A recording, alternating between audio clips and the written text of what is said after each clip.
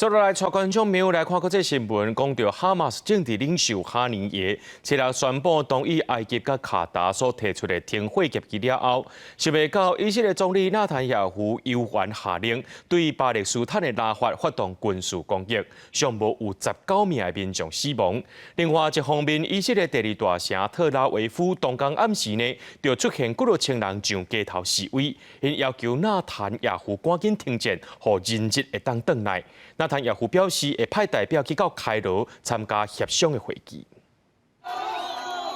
为了闪过以色列的战火，巴勒斯坦的难民7个月前，带规家伙仔走去拉法。初老这一天，心情就亲像世上温暖，为期待变作希望。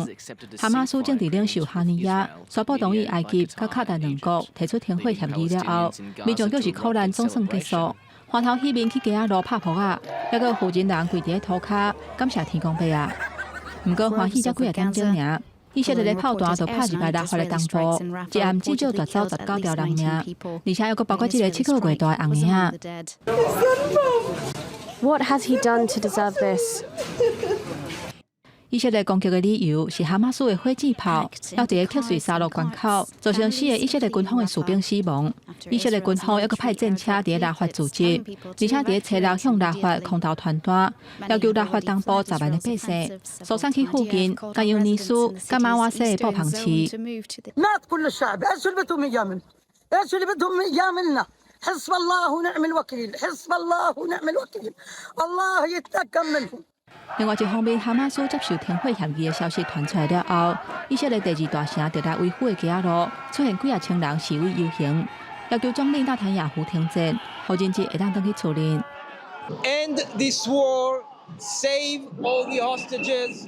end this horror, and bring our loved ones back home. Bring my son back home.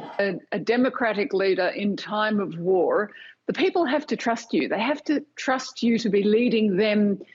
for their interests. And I guess what this demonstration tonight tells you is that there's a large proportion of Israel's population who aren't sure that their leader is leading them in their interests or in the interests of the hostages, that he has his own political interests at heart.